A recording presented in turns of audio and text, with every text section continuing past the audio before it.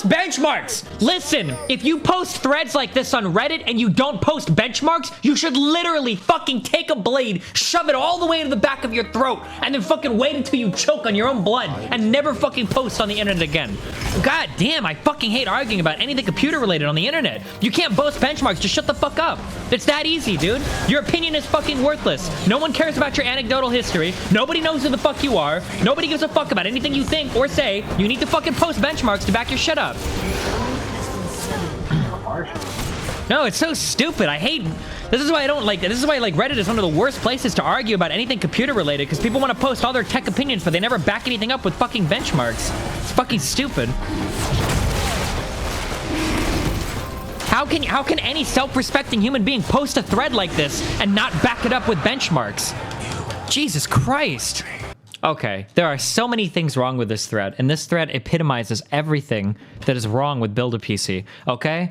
Discussion. I think we need to realize that the i7 is no longer a stupid choice for gaming, okay? You are making the claim, okay? So this poster is making the assertion that the i7 is a superior choice for a gaming PC versus an i5, okay? That's the assertion. How can you make an assertion like that without benchmarks? It may not always be the best choice to get an i7 for gaming, but if someone has the budget, I definitely think the i7 should be seriously considered. What do you mean by the budget? What does that mean? $1,200? $1,500? $2,000? What does that mean by the budget?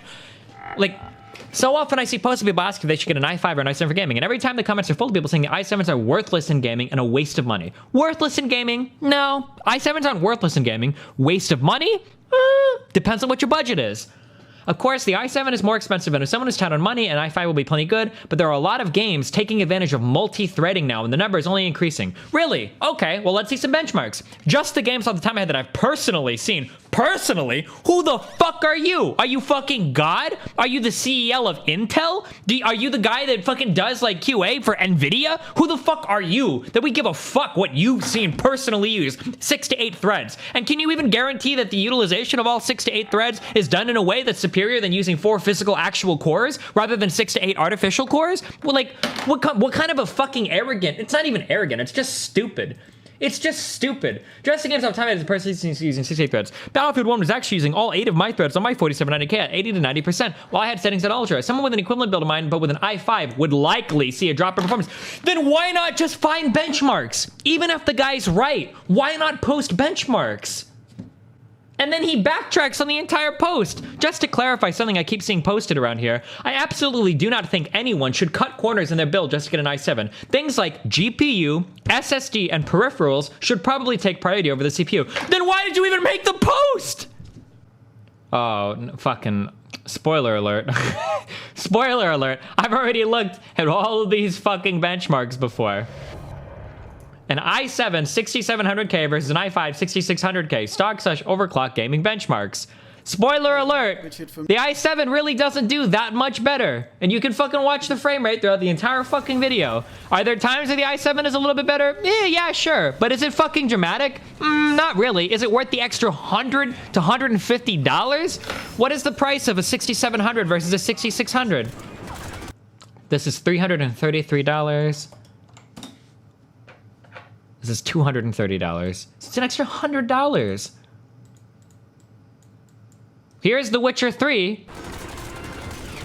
It's kind of... Oh, wait, I'm sorry. This isn't The Witcher 3. I don't know what the fuck game this is. Oh, he actually does different games. Oh, this is The Witcher 3. I'm sorry. So here's The Witcher 3. Also prepares all of the commands for the GPU in drawing the scene. I guess you see a little bit of a difference here. There's a good 10 to 15% difference here for The Witcher 3, right? I would say there's like a decent, like, depending on the area, 5 to 10%, maybe. Games at ultra settings, but typically without MSA. Once you overclock both, though, oh, I don't know what the stock clock is. Oh, fuck, I don't know what the stock clock is. The overclock to 4.5 and overclock to 4.6. Why wouldn't he overclock them to the same clock speed? I was looking a little bit closer, so... Obviously, it processes the game logic. Not too much of a difference there. What about Grand Theft Auto 5? That's a heavily multi-threaded game, right? The question is whether that hefty increase can really be justified. Historically, the difference between them has been relatively slight. You get the addition of hyperthreading on the i7. Not really seeing, like, massive improvements here. I mean, A little bit. This one is showing kind of a steady difference. Is this Grand Theft Auto still? Kind of. Yeah, this one is showing an okay difference in FPS, 70 to 60. The new wave of consoles has moved us into the many-core era. Out of all the games rates and the highest frame Far Cry 4.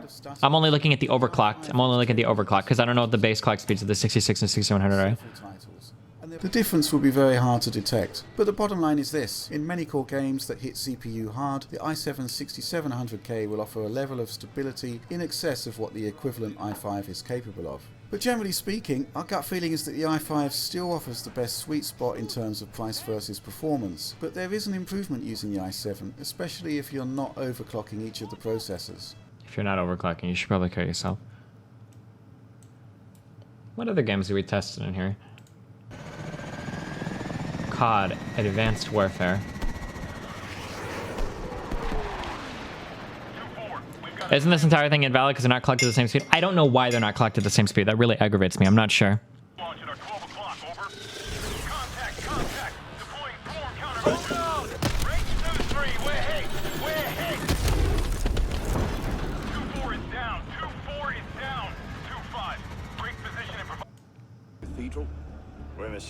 Now, keep in mind, I'm not upset at the op because of his assertion, okay? The assertion that that the i7 is no longer a stupid choice for gaming. That's a fine assertion. This is an okay thread title. The problem is when people make threads like this and then they don't post any benchmarks to back up the assertion, right? And it doesn't help that when you start to actually dig through all of the benchmarks, it doesn't actually look like his assertion could be supported that much.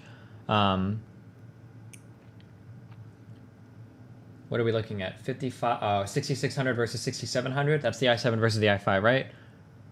In Battlefield 4, these benches are pretty much the exact fucking same. In BioShock, these benches are pretty much the exact fucking same.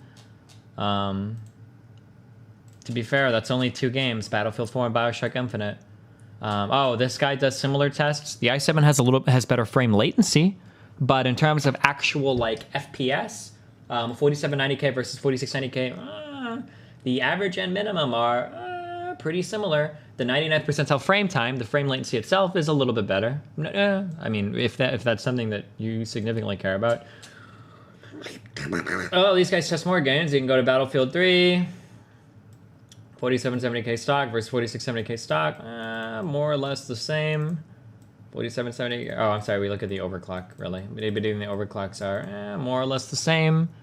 We can go through all of these fucking bullshits. Do you think that guy is worse than the people who post on forums about a problem that they're having with the game, then find a solution, don't post a solution? Nice meme.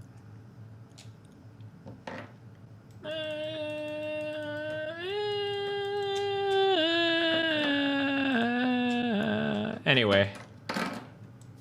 I don't know how a thread like this gets so many upvotes. This is disgusting. Like, a community like this should be ashamed that they would upvote garbage like this to the front page and like in overwhelming fashion. This is a massive thread. 1,800 points for fucking retards that don't care to see benchmarks or any kind of proof for anything being discussed. This is why you can't discuss tech online. It's absolute fucking cancer. It's absolutely fucking cancerous to try to discuss hardware in threads like this, where people are happy to make assertions without backing up anything they're saying. Like, why the fuck would you even bother? Why the fuck would you even bother? Agreed, and considering stock clocks, the i7s these days have higher boost clocks as well. A 67 boost is 10% higher than a 6500, so let's not discount that single-threaded gain. Yeah, but I mean, does that matter for overclocking? What is a 6700 stock boost? 6700 goes up to 4.2, and the 6600 goes up to 3.9. It's not really 10%, but I think that's the important take home. Yes, the i7 brings value, and more than the 3 to 5% over an i5 like the days of old. Why? What do you mean 3 to 5%? What do you mean link a benchmark? What do you mean link a benchmark? If you have the budget for a GTX 1080 or 2, you'll see much improvement with an i7 over i5. How much improvement? Link a benchmark. And then he links one benchmark for one game. What? For one game? Wow! Just one game. Give us benchmarks. Let us look. Let us look for more shit. Do you really feel like this like is the good way? I don't even give a fuck what the answer is. I don't care what the answer is. But you as a consumer, you should want the right answer, the best answer. Fucking get some fucking real shit in here. For somebody who is oh look, this guy actually dug through and did some fucking reading. For somebody who is making a new build, but the 4600K was most relevant, when the 4600K was most relevant, they would have needed to meet a few pretty narrow criteria for the i7 to offer a significant advantage in Overwatch. They need to not overclock, they need to get one of the best GPUs available and be playing at 1080p. They are getting the best possible GPU available and playing at 1440p, or for some reason they're not getting the latest Intel architecture. Anything over 1500 should... Okay, alright, anyway.